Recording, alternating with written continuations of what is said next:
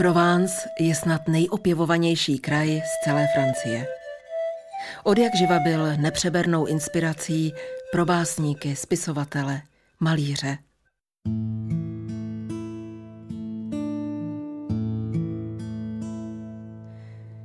Jak popsat stručně a výstižně krásu, která zanechá stopy v duši každého, kdo sem jednou zavítá?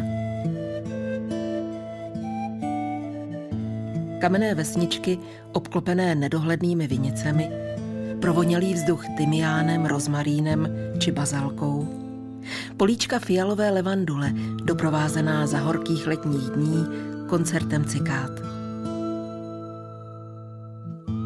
To jsou nezapomenutelné krásy, které vyvolávají nostalgické vzpomínky a touhu po návratu do tohoto pestrobarevného kraje.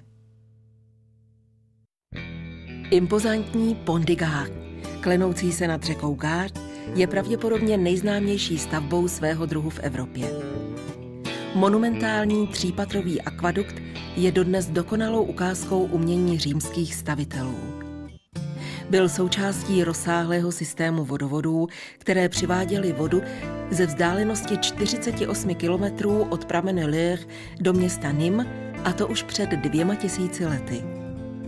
Je 49 metrů vysoký a 275 metrů dlouhý a dnes je jednou z nejnavštěvovanějších francouzských historických památek.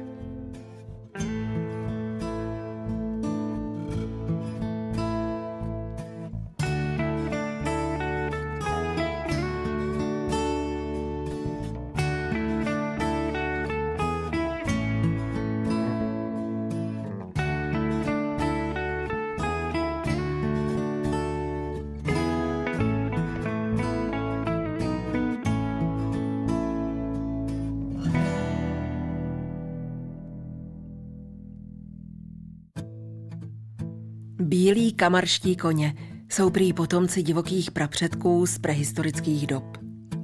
Dnes je můžete spatřit na rozsáhlých územích přírodní rezervace Camargue na jihu Francie. 95 000 hektarů naplavené země v deltě řeky Rhôny se stalo nejen úrodnou oázou, kde se pěstuje rýže, ale také útočištěm krásných narůžovělých plameňáků, které v člověku vyvolávají pocit exotiky.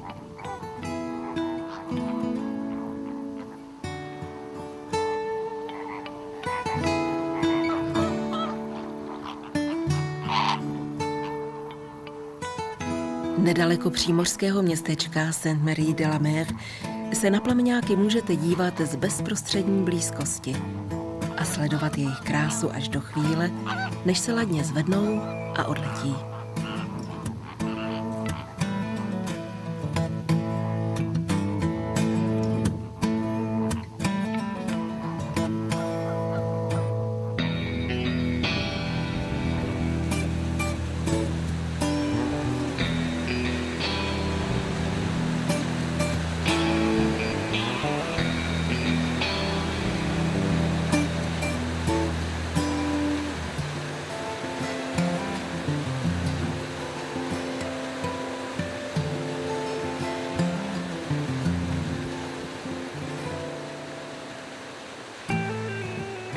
Řeka Seine je zázrak přírody. Na půl kilometru dlouhém úseku nedaleko vesničky La Roque-sur-Cèze vytvořila přímo dramatické pohádkové kulisy. V bílém vápencovém kameni vykouzlila obří kotle, tůně i vodopády. Místy se tváří vlídně a mírumilovně, místy varovně hučí a valí se s neuvěřitelnou silou. Průhledná modrozelená hlubina láká, spěněný bílý proud varuje. Kaskády na řece Seine určitě patří k místům, které v nás zanechají pocit neuvěřitelné síly a zároveň úžas nad krásou, kterou je schopna příroda vytvořit.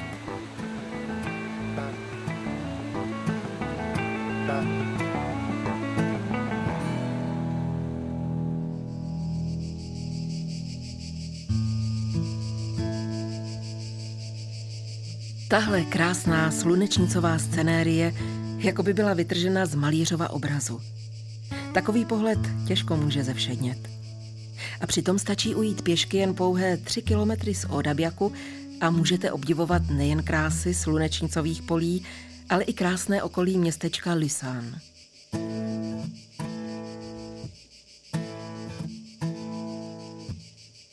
Lysan vypadá jako kamenná korunka umístěná na kopečku, ze kterého vyčnívají věžičky zdejšího zámku a kostela.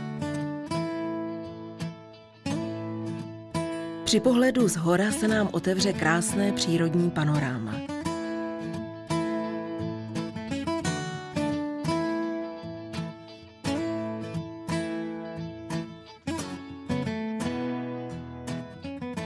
Je krátce po poledni a tak starobylé uličky vypadají poněkud opuštěně. Městečko ožívá až v podvečer, kdy zajde slunce, které přes den nemilosrdně rozpaluje kamenné portály, zdi a schodiště.